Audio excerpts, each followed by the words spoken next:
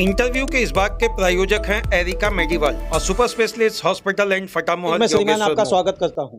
2024 में तरीके से रणनीति की बात हर पार्टियों के द्वारा कही जा रही है। सीधा एक बात हम साफ स्पष्ट शब्द में कह दे रहे हैं, हम आपके दिल में रहते हैं, लेकिन कौन किसके दिल में रहता है और कितना करवट बदलेगा, किस तरह का LBW वाली बात आएगी, कौन नॉकआउट का सपना देख रहा, हम तो नहीं कहेंगे, लेकिन हम एक चीज जरूर कहेंगे कि किसके मन में किसके प्रति क्या आस्था है, यह 2024 के 25 मई को ही पता चलेगा।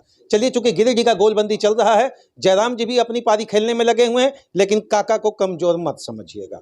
दूसरा, सीपी चौधरी जिस तरीके से गोलबंदी करेंगे, मां कसम बचने वाले दोनों नहीं हैं।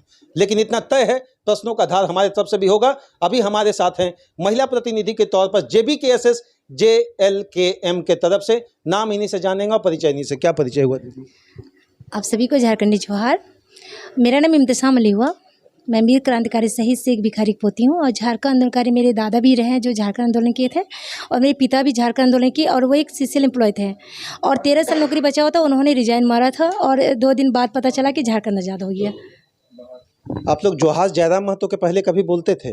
बिल्कुल, हम जयराम महतो का जब से हमारी इंट्रोड्यूस हुआ, जब से इन्होंने लड़ाई जयराम महतो जी के पहले का जो सिंबॉलिक स्टेटस जोहार शब्द का था, मुझे लगता है इसको झारखंड सरकार के हेमंत जी ने भी इसको सर्टिफाई किया था, लेकिन अब इस सिंबॉलिक स्टेटस बन गया JBKSS का।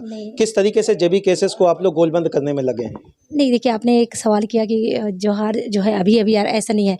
जब JPC का लड़ाई लड़ा था तब हमने जोहार बोला था, और उससे पहले पंचायत सचिव का जब हमने लड़ाई लड़ा था, आपने देखा होगा कि जब अमर अनशन किया था तो वह हमने 10 दिनों के लिए अमर अनशन किया था, और गुलाम जो अहमद जी हैं उनको काफ़ी ज़्यादा चोटिल भी किया गया था। उस टाइम भी हमने जोहार बोला था। उससे पहले 2000। दीदी बताइए, आलमगीर आलम जी को छोड़कर, आलमगीर आलम जी एक बड़ा नेता है अल्पसंख्यक के झारखंड में, उनको छोड़कर जयराम जी से संतुष्टि वाली बात राजनीतिक प्लेटफॉर्म पर किस तरीके से होगी, जबकि सीटों की संख्या केवल 14 पर आकर टिकी है। बड़ी पार्टी को देखें कांग्रेस के तरफ से, तो JBKSS अभी तात्कालिक स्थिति में कहीं नहीं है। मैं पहले सीधा कहूँगी कि बहुत हो गया अत्याचार आपके ऊपर खतियानी सरकार।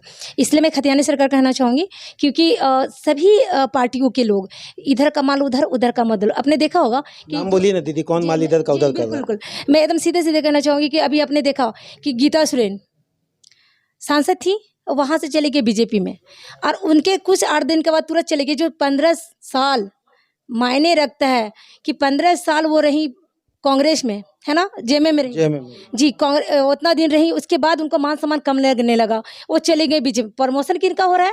युवा का हो रहा है, या झारखंडी लोग का हो रहा है, या फिर नेता लोग का हो रहा है?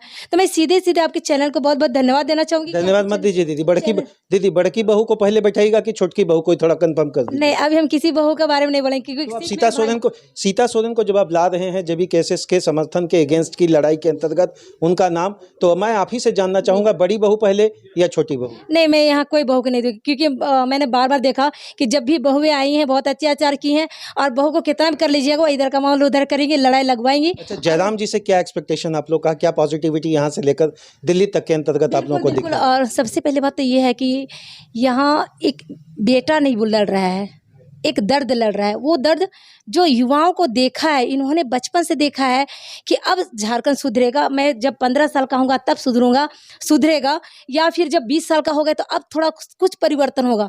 लेकिन ये बेटा जो है ना, ये सबके लिए एक ही चीज, जैसे बड़ाई कर रहे हैं आप जयराम जी का? नहीं, एक चीज बड़ाई कर रहे हैं, सीधा भाषा में कहेंगे क्या कुछ हो जाएगा, एक सीट से क्या कुछ कर लेंगे दीदी, आप ये बताइए। आप देखिए, कोशिश करने वाले को हार नहीं होती है, कोशिश करना चाहिए। हम लोगों ने कोशिश किया, आपने देखा कि 24 साल का झारखंड हो गया। आपने ये देखा कि 24 साल का तो झारखंड हो गया, लेकिन कितना विकास हुआ। आप देखिए, अल्पसंख्यक का भी बात आई है, इतना पूरे झारखंड में। आपके एक मैं बात बताना चाहती हूँ कि अभी आपने देखा कि झारखंड में 24 साल का हुआ, 24 साल होने के बाद में कोई भी अल्पसंख्यक एक भी लोकसभा टिकट मिला? किस तरफ का इशारा? BJP की तरफ से मिला ना कांग्रेस की तरफ से। इस बार मैं आपके चैनल के माध्यम से मैं तमाम झारखंड वासियों से ये कहना चाहूंगी कि बहुत हो गया अत्याचार आपकी बार खतियानी सरकार, लेकिन साथ ही साथ कि आप अगला का प्रमोशन देखिए, याद रखिएगा, आप अगला का प्रमोशन देख रहे हैं, अपना प्रमोशन जिस दिन समझ जाइएगा उस दिन ये दोनों को वोट नहीं दीजिएगा। क्योंकि एक अंतिम चीज अपील करिए, गिरिडीह के कंस्टिट्यूएंसी के अंतर्गत 6 विधानसभा आता है, 6 विधानसभा में सबसे मजबूत स्थिति आपकी कहाँ है, और कहाँ से आप अभी भी अपने आप में एक लैकुना स्टेटस को फील कर रहे हैं कि अभी हम कहीं कमजोर हैं? नहीं, सबसे पहली बात है कि देखिए, बच्चा जब एग्जाम लिखता है ना तो उसको पता होता है कि मैंने क्या सब्जेक्ट पढ़ा है, तो वो रिजल्ट बताएगा। क्योंकि अभी ज़्यादा बोलने से कुछ अच्छा नहीं लगता है, क्योंकि आप लोगों की वजह से देश जिंदा है। क्योंकि नहीं तो ये जो नेता लोग हैं ना, वो कभी का मार देते। लेकिन पहले बात तो ये मैं कहना चाहूँगी कि पूरे झारखंड का जो स्थिति चल रहा है, आपने देखा कि सब एक दूसरे का बड़ाई करते, एक दूसरे का बुराई करते। आपने देखा कि हमारे जो खुद हमारे घर से 7 किलोमीटर की दूरी में रहते हैं आदरणीय श्री भूतपूर्व में रामटाल चौधरी जी, 45 साल कांग्रेस को गरिया है और बीजेपी में जाकर के नहा धो के चले गए, ठीक है ना। और उसके बाद वो चले गए वहाँ, और उसके बाद क्या सोच रहे, प्रमोशन किनका हुआ, कांग्रेस में वो चले आए।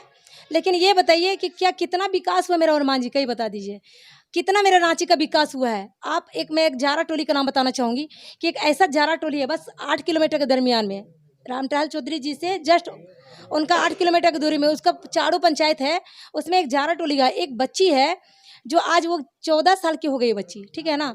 तो वहाँ पे जब बच्ची जब उसकी मम्मी का जब ये होने वाला था, मतलब वो बच्चा जब दुनिया में आने वाली थी, तो सोचिए कि जब बच्चा वहाँ पे जब जन्म ली थी ना, तो उसका सर पे चोट लग गया था। और तब कुल मिलाकर दीदी क्या कहना चाह रहे हैं, जयराम जी के तरफ से आप लोगों का एक पॉजिटिव स्केल खड़ा होने जा रहा है 2024 इंशाल्लाह। और हम लोगों ने काफ़ी ज़्यादा मेहनत किया और इंशाल्लाह रिजल्ट दिखेगा। और मैं तमाम झारखंड वासियों से कहना चाहूँगी, और जितने भी हमारे सखी सहेली जितने रिश्तेदार, मैं सबसे कहना चाहूँगी कि भारी से भारी मतों पे जयराम दादा को जिताइए और दिल्ली तक का सफ़र में हम लोगों का आवाज़ उठाने की। बहुत बहुत धन्यवाद। जयराम जी, एक बात तो तय है कि आपका गोलबंदी मजबूती के साथ बीजेपी के स्टाइल में ही हो रहा है।